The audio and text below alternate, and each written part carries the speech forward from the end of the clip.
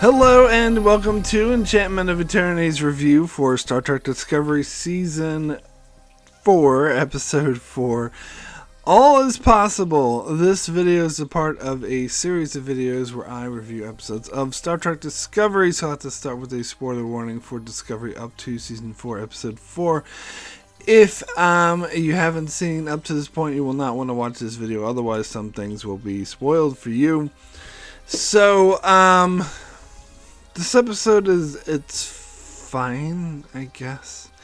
I don't know, it's okay. It's a shuttlecraft crash episode, which is something we've gotten in Star Trek billions and billions of times. And in fact, I feel like the whole situation feels cliche, that it's that, you know, they go on a mission, a training mission with some cadets, and of course something's gonna go wrong and they're gonna get trapped and they're gonna have to work together to get out of the situation.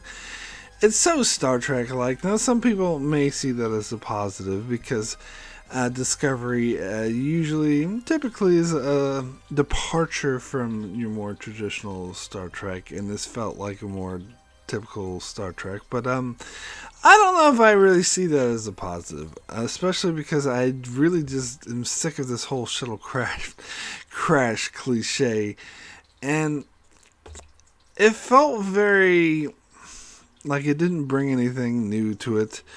Like the interactions between the cadets felt very typical and very forced.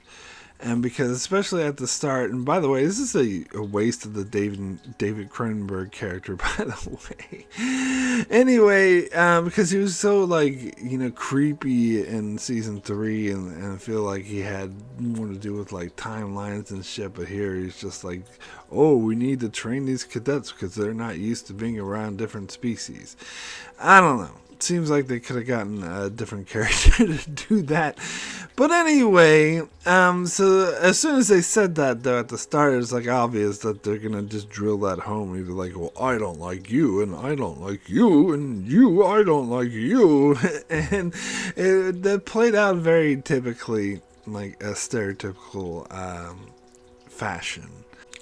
And the way Adira behaved too was kind of silly. There's, that I didn't like, where they were just like, "Oh, but I'm an ensign. I'm better than these cadets," and they would just go off and constantly want to save the day, or I don't know. I guess I feel like they're still trying to define Adira's character, and that they haven't really got there yet.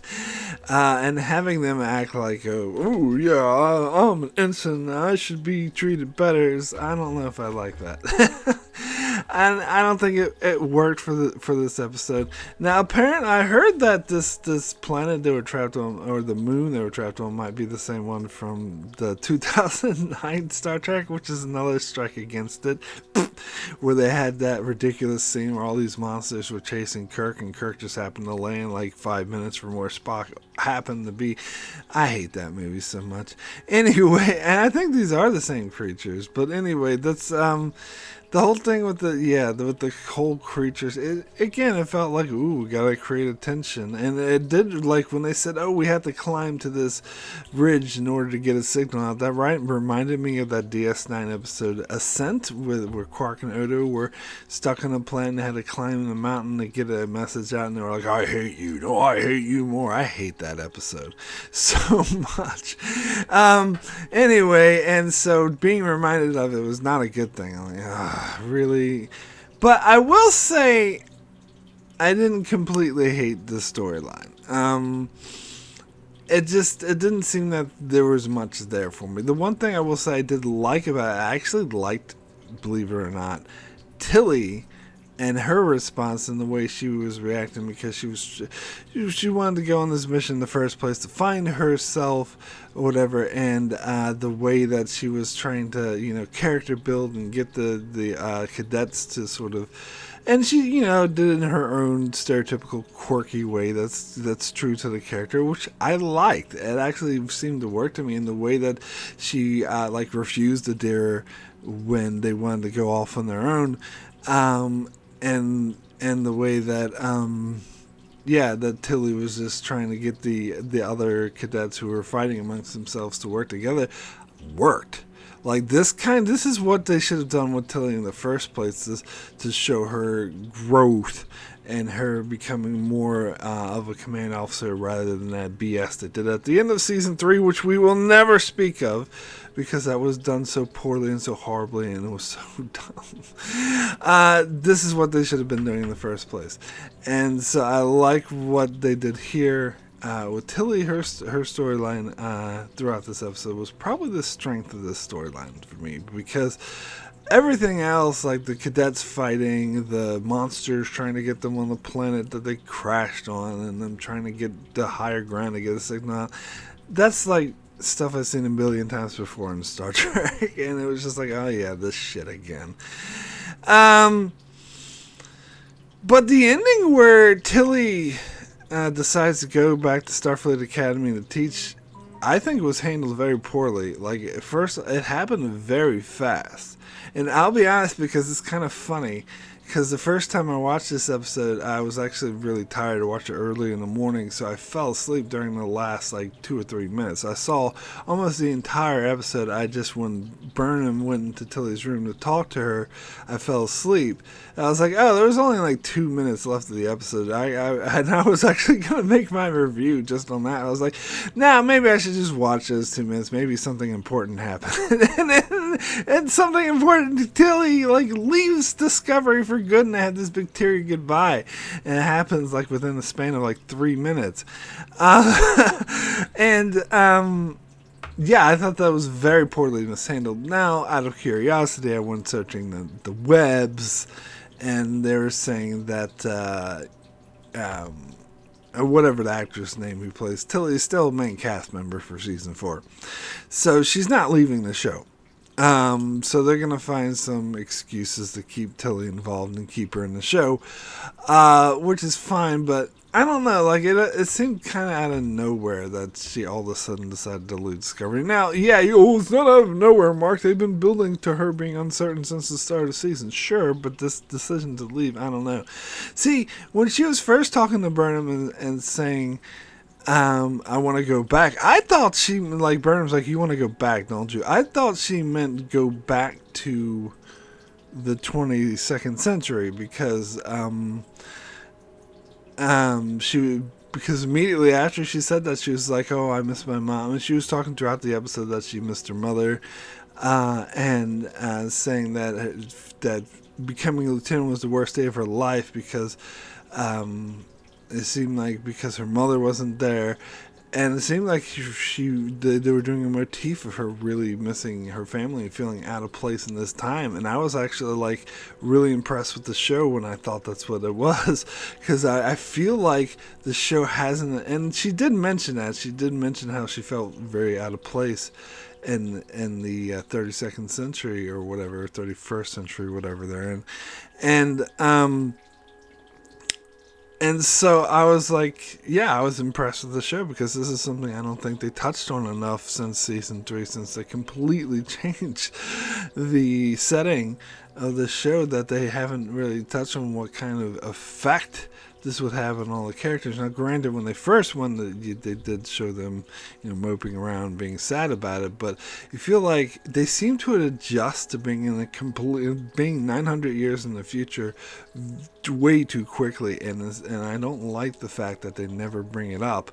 So I was digging that they were bringing it up, but it was all about so Tilly could go back into Starfleet Academy and teach. Now, I know going back to the 22nd century is an impossibility, and it's against the law, and everyone would try to stop her because of the temporal wars or whatever, and it would be a huge no-no, and how would she even go about doing that? But that would be an interesting storyline if she was going to try. I mean, Georgiou found the way. They could just go back to that planet and visit Carl. Carl! The Guardian Forever. That was so dumb. Anyway. But no, it was just about her going back to the Academy because they want to keep her in the show. And so, yeah, I thought I was almost impressed with it, because I thought they were touching on, well, they did kind of touch on it a little, but not enough, on how she didn't feel right in this timeline, but whatever. So I don't know, that the whole thing felt incredibly rushed to me. Now, also in this episode, we get the diplomacy storyline, which I'm also lukewarm on. That I don't know if I like the way it handled. Like, as soon as at the start of the episode, when I said, "Oh, Admiral Vance has some stomach bug and he's sick," so they want us to be at the negotiations, I thought one of two things would happen. I thought either he's not sick, that's full shit, that this is some sort of plot to get Burnham there, or there was plot contrivance because the showrunners, the writers, wanted Burnham to be there. And to be honest, I actually went with the second option at first. I thought it was just plot contrivance, but then it actually turned out that it was the first option, that Vance wasn't fucking sick, which I think is dumb, actually. I'm like, either option I think would be stupid, to be honest. And again, I didn't totally hate the storyline. I kind of like the interactions that between the Vulcans and Saru, like how he's building a rapport with their president, and how he seemed contrived the way negotiations really fell apart. Like, oh, everything's great, everything's finalized, now just one last thing, and then all of a sudden it was like, no, everything's falling apart, fuck this, we can't take it. I don't know. That seemed a bit ridiculous to me as well. And then, of course, Burnham has to be the one to step in and save the day and save everything. But again, I like some of the personal interactions between like Burnham and the president. I like that Burnham's solution was to be like the in-between, because she is still technically a citizen of Navarre, but also a Starfleet officer, so she could like be the bridge between the two cultures. Which makes sense. I do like the harkening back to the fact that Burnham grew up on Vulcan, which is something, again, I think the show rarely touches on in its current form. So it was okay. It was not my favorite, but I didn't totally hate it.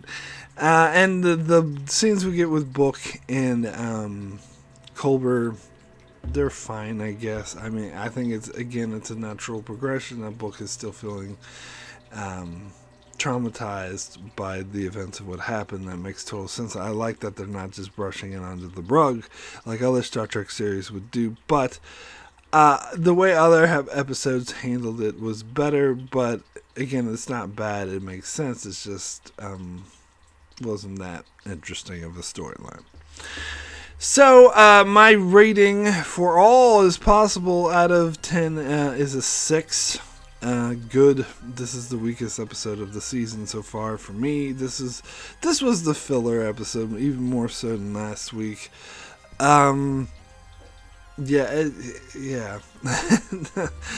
I hope the season does get a bit better, because it is seeming to dip a bit with these last two episodes. But anyway, that's it for my review of Star Trek Discovery Season 4, Episode 4. I shall be back next week and every week thereafter to cover Discovery. Also, be sure to check out my channel as I cover The Expanse, which starts tomorrow. And I'll be doing live discussions and recorded reviews for The Expanse. So be sure to check that out. And of course, I cover all things Star Trek, as well as other shows like Star Wars: The Clone Wars and more. So be sure to subscribe so you can keep up with all of that. Thanks a lot for watching.